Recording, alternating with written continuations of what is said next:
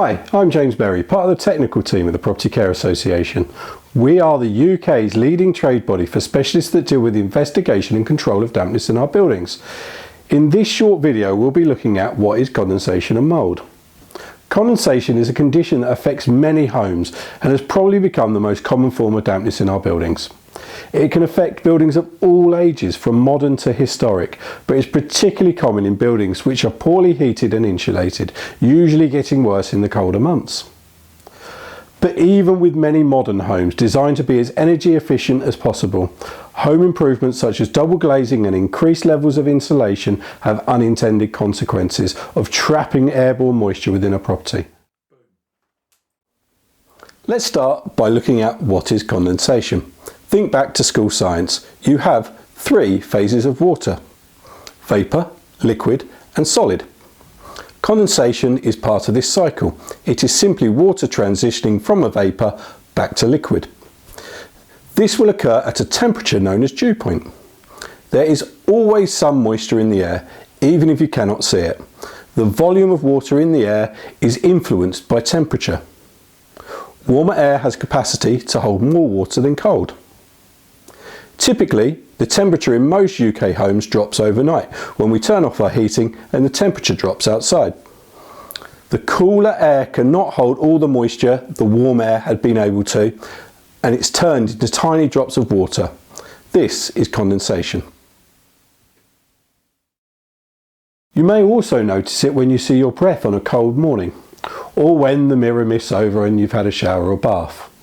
Another example of condensation that you may be more familiar with is when you get a cold can out of the fridge and bring it into a warm environment, and when you see water forming on the side of the can, that is condensation. Because we need a temperature differential for condensation to occur, it is widely accepted that in the UK we have a condensation season. This is usually between October and April, but is dependent on the outside temperature. If there are significant damp problems through the summer months, it is probably not condensation. Condensation is often associated with poor heating and ventilation in buildings. But as previously explained, it is more apparent in winter as the external air temperature is low and the walls and windows are cold. A typical sequence of events for condensation is as follows. Cold air enters the building. The air is warmed up for the comfort of the occupants. The warm air takes up moisture.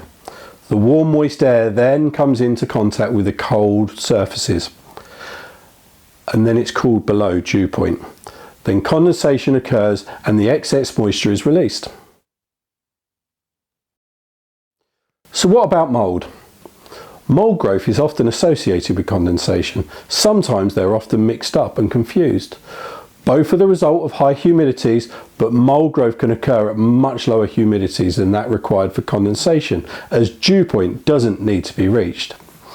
Moulds are hydrophilic fungi in that they require high levels of moisture. Capillary held dampness, such as that originating from rising damp, is not sufficient to cause mould growth. The mould requires free moisture on the surface to germinate and grow. Tiny spores produced by mould and higher numbers of dust mites due to moist conditions can increase the risk of asthma and respiratory illness in some people. Regular cleaning of mould is vital.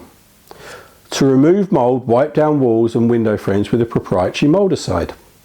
But consideration must always be given to why the conditions of mould growth have been allowed to occur. As much as you can regularly clean down the mould, the only way of avoiding recurring mould growth is to eliminate the cause of dampness within the property. This may involve the engagement of a reputable specialist.